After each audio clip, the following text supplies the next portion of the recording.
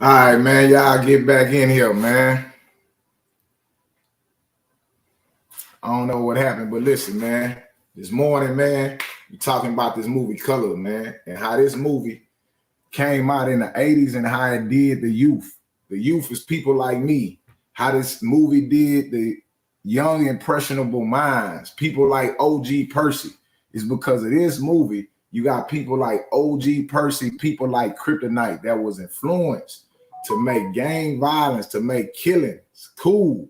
It's this movie that plagued our community by putting a curse on the minds of kids to think that something as ignorance as gang banging and violence is cool, man. That's what this movie did, man. This movie here was the worst movie ever made, man. This is the curse that OG Percy is plagued by. This is the curse that our community is plagued by. This is what taught us what gang violence and gangsterism was. This movie right here. And hey, man, I'm just here to break this down and get this information to the youth and get this information to the kids. If anybody's seeing this video and you like what's going on, you like what's being said here, man, listen, share this with somebody that need it, man. You know what I'm saying? We need to free our mind and free ourselves of this curse, man, of this movie, in particular Colors, man. This shit has to go. This gang, crip mentality, blood mentality, we have to get rid of it, man. And this movie is the reason why we have this in our society today. This movie spread this virus that we couldn't get rid of. So, hey, man, this is my dissertation on the movie Colors and why this movie was the worst movie for Black America and for kids in this time, man. So y'all check out this video, man. I appreciate y'all for tuning in. Make sure you hit that like, hit that share, hit that subscribe button, and let's get this video out here, man. This is my dissertation on the movie Colors and why it's the worst movie ever. It was a government plot to convince young Black kids in the inner city and the ghettos to kill each other, man. It gave us instructions on how to murder, kill, and rob our community of our future.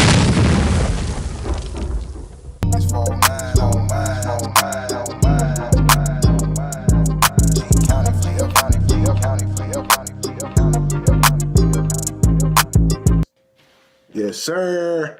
We back in here with another one, man. It's your boy, CEO Hockley. And like always, man, hit that like, hit that share, hit that subscribe button, man. Leave a comment down in the comment section. Let's discuss today's topics, man. Today, I got a good one. Today, we finna go over the movie Colors and the impact it had on our culture. Man, it had a devastating impact on the Black culture. But today, we're gonna kind of go over it and you know, kick it and discuss some of the things that actually went on with this movie and how it transformed our society, especially Black culture. Movie Colors came out April 15, 1988. It was directed by Dennis Hopper. The screenplay was by Michael Sheffer, and the producer was Robert H. Solo. The cast in this movie starred Sean Penn as police officer Danny, Pac-Man McGavin, Robert Duvall as police officer Bob Hodges, Randy Brooks as Ron Delaney, Don Cheadle as Rocket, Glenn Plummer as High Top, and the list go on. Damon Wayans in this movie and many, many, many more. It was a $10 million movie to make. It grossed $46 million. Who can forget, you know what I'm saying, the soundtrack. Color, color, color, color, color. Ice-T, my colors, my flag, my rag, like this movie. I mean, even from the opening scene,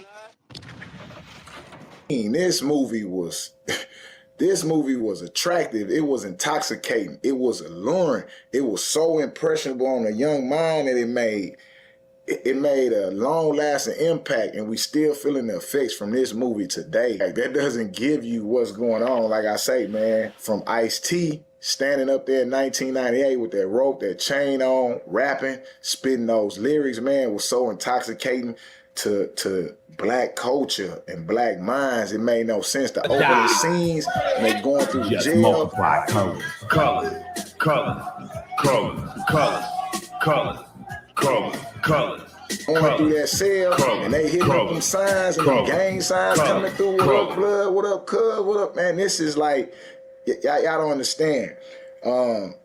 Crips and Bloods, Crips, or this gang culture, or this form of gangsterism that we see at this time in 1998 started way back in the 70s, and it started back in California. But you gotta remember, there's no internet at that time.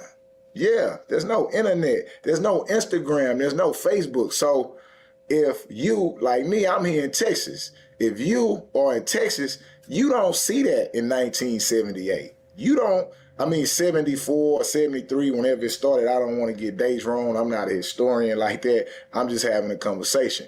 But the reality was, when that Crip Blood thing started in those cultures, you gotta remember, the people that started the Crips, Raymond Washington, or these different individuals, man, these people were kids, bro. Yeah, you gotta remember that. We talking about kids. We talking about teenagers that started a gang in their community that end up, going around the world. Not the gang itself, but the idea. This is why ideas are so dangerous in our society, because these kids started what we know now as the Crips. It grew into this big thing. And from a child's mind and from a child's attitude, it had impressions on other children's years down the later. Even now today, it still has a huge impression on children's minds. And this is what made this movie so dangerous. And this is the most destructive thing. This is one of the most destructive things that ever happened to the Black culture here in America. Why? Because when it started and when it was going on in California, nobody really knew about it. We in Texas. There's no internet. There's no Facebook. We don't know nothing about that shit. That's just what's going on. We here in Texas, in my community specifically, is dealing with our own gangs and our own rivalries. Not that they was as notorious or as violent, as big, but yet they still exist. Give you a prime example. In my neighborhood, in my community, I was born and raised in Cedar Terrace Projects. Okay, Cedar Terrace Projects, we always had a rivalry against Palm Terrace Projects. Like any other city, any other community, it's a rivalry between neighborhoods, between projects, between blocks, and it exists. We would compete in fighting, dancing, football games, basketball games. We always had this level of competition amongst us. And this existed everywhere, not just in California, but all over in American society. Within the ghettos, you had different rivalries, different crews, different neighborhoods that just exist naturally. Naturally, they exist. But what the movie Colors did by coming out, by them spending $10 million in 1988, don't y'all know that's the equivalent of $25 million today? Yes, $10 million, which is in 1988, which is the amount of $25 million a day, was given to these people to give us instructions on how to kill ourselves. Yes, they spent $25 million in today's money to teach us how to kill ourselves. Because before this movie came out, we didn't know what a drive-by was. We didn't have those instructions on how to use these weapons to commit mass destruction against our own people until this movie came out. What you mean, CEO? It was just a movie, man. It didn't mean that much. It was fiction. No, this was a biopic. This was instructional. When this hit, even people was trying to ban it. At the time, people was trying to ban it. You go back, look at clips. People was trying to ban this movie from going out. It was all kind of violence happening with this movie coming out, because at the time that Colors hit, also rap music hit real hard. In 1998, this is the golden era of hip hop, and gangster rap music has now taken over the airwaves. This is why the producers, Robert Solo, Paul Lewis, took advantage of this rising subculture. Eazy-E then was out. Everybody wanted to be from Compton, but that was music. They had a few videos, but now here come the instructions to what Eazy-E and them rapped about, and the instructions was packaged in this movie called Colors. And in this movie, man, it gave us here in Texas, in Little Rock, in Florida, it gave people everywhere around the world instructions to what gangbanging was and what gangbanging is. No, gangbangers didn't invent drive-by shootings. They didn't invent that. The actual people that invented that was the Italian mafia, the Jewish mafia in the 1920s. They crunk up drive-by shootings. Before that, it really wasn't no drive-by shooting because you didn't have a car. You only had a horse. You know what I'm saying? And it wasn't a drive-by because they heard you coming and people fought back. But in the advent of the car, where you could just ride by and spray people, the Italian and Jewish immigrants and gangsters invented that. So that just transformed to what we seen it in the 80s. Rocky don't smoke, but Rocky bust a cap in a nigga. He riding in that van, bro, and they ride up on dude, on the blood, say ride up and it's, what up, blood? You know what I'm saying? I mean, man, we looking at that as kids, and overnight in this country, the black communities was transformed to simple local rival gangs to full-blown Crip blood murdering machines. Listen to what I'm telling you. It was like overnight, this movie put a spell on us. Why? It gave us an identity. You know, it seems kind of corny. Like, man, how would you watch a movie and then you would try to imitate what the movie was? No, this was not imitation. This itself was giving us an identity. What do you mean? We was already having rivalry, we already having disputes, right? But this movie gave it an identity. This is what we doing. This is what you should be doing. This is how it actually goes. These are the rules. These are the instructions laid down by the movie Colors. And that, myself, and that, my friends, these people need to be charged for that shit, bro. Straight up. They need to, fuck reparations. We need to arrest these people. We need to arrest Robert Solo. We need to arrest Paul Lewis. We need to arrest Dennis Hopper. We need to arrest these people who had the money. Whoever distributed this movie need to be sued. We need to sue, arrest, whatever we need to do. We need reparations for what this movie did to our culture. No way or no means is this an attack on those actors. Of course, they were just getting paid, trying to make some money and get things done. This is more attack on the producers who thought this was a cool video to profit off of us killing each other, us murdering each other. You know, it's a thing where they say, well, we need to expose this to tell a story of what's going on in the hood. No, you don't. You don't need to expose this to tell a story that's going on in the hood. You need to spend that $10 million on fixing the thing you have identified to be the problem. Why are you exposing the problem with no solutions? And that's exactly what this movie did. This movie exposed the problem in our community and gave us no solution to fix it. Not only did it expose the problem, it spread the problem throughout the globe and nobody was here to fix it. You know, it left us to our own devices, which was murdering and killing ourselves. Colors was so detrimental that even 35 years later, today, we are experiencing the effects from this movie. This movie was a government plot to convince young black kids in the inner city and the ghettos to kill each other, man. It gave us instructions on how to murder, kill, and rob our community of our future, man.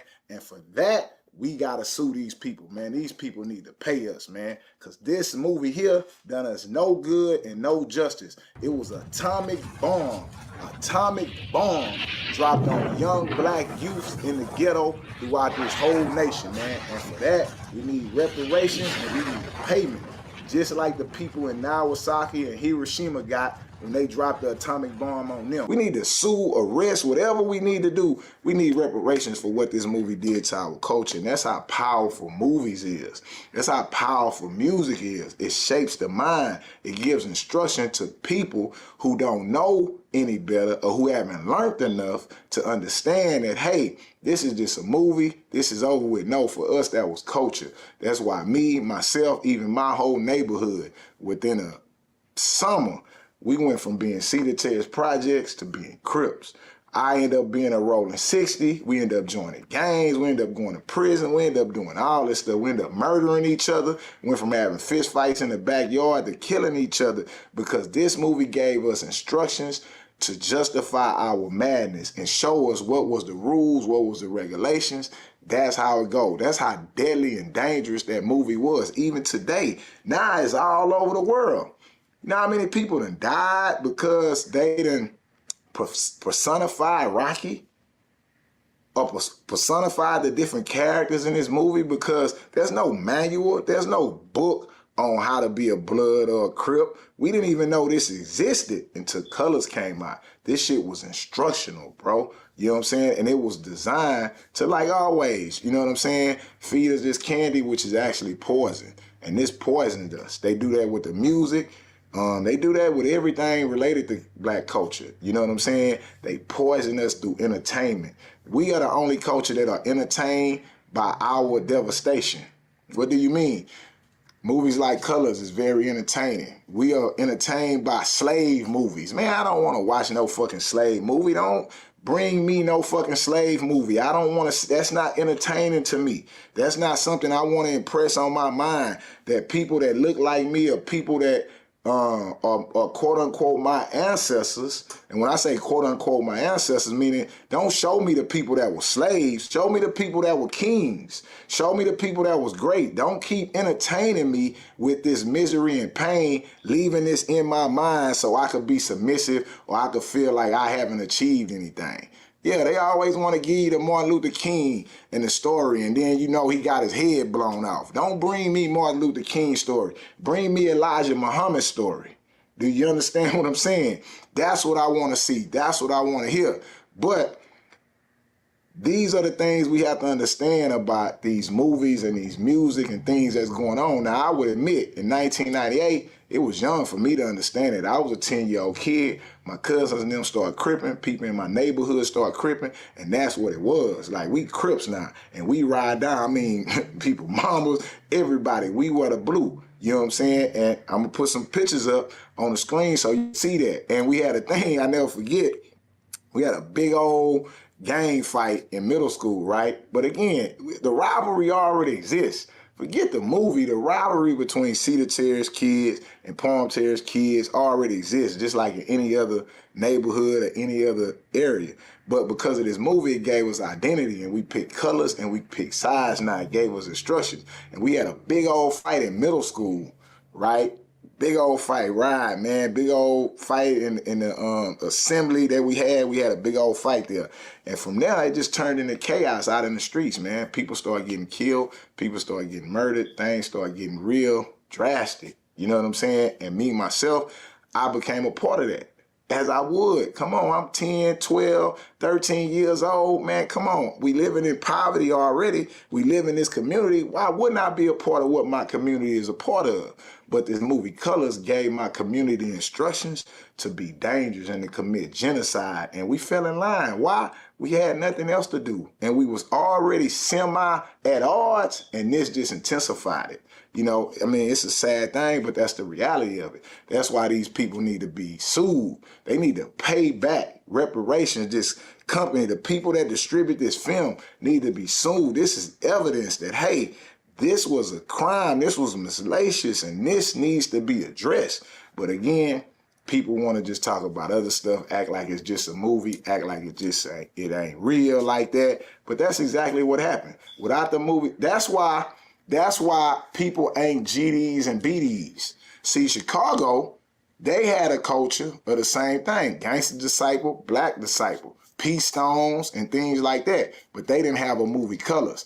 That's why the world ain't GDs and BDs like that. Oh yeah, of course, it's something. Nah, people say they GD, people say they BDs, again, to the advent of Chief Keef or the advent of all these different promotions and things like that. But it wasn't as powerful as Colors was. Colors set the standards. I mean, straight up. You got everywhere you go, people saying they Crips, people saying they Bloods. And that's another thing. That's what the internet do. It spreads the ignorance and give instructions to the ignorance, right?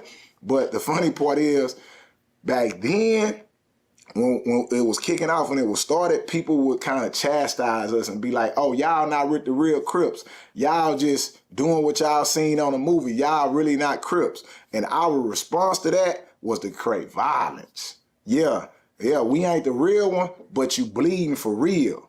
Your head hurt for real. You in the hospital for real. That's what we would do to the people that will say that. The people that say we wasn't the real ones eventually just gave up on that and like, yeah, y'all the real deal. Why? Because we brought pain with that. And that's pretty sad.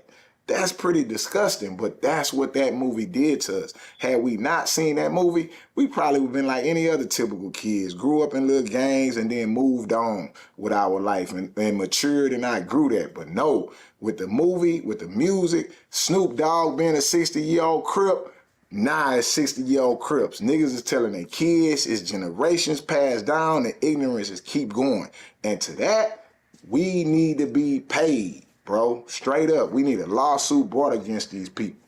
I ain't gonna hold y'all no longer. That's my take on the movie Colors. It was the most dangerous, the most destructive thing that happened to the black community. That shit was no different from cocaine, nigga. That shit fucked up our minds, and now it has us in a state of peril. So with that, if you like this comment, not this comment, this content, and you want to see more of it, man, this is what I need you to do.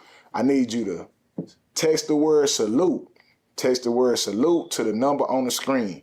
If you text the word salute to the number on the screen, I'm going to add you to my text messaging services and you're going to get my videos first. This is a free of charge service. I pay money so you can text me so I can send my messages to you before I put them out on YouTube. Reason why I'm doing that, I'm a small channel. I don't want my videos lost or caught in the algorithm to where the people that want to see them can't see them or you have to search and find them. I don't want to compete with all these YouTube people. If you really like this content and you really down with the movement, text the word salute to the number on the screen. And like always, we going to keep them coming, keep them going. Once again, I'm CEO Hockley. This CEO Talk. And like always, count up.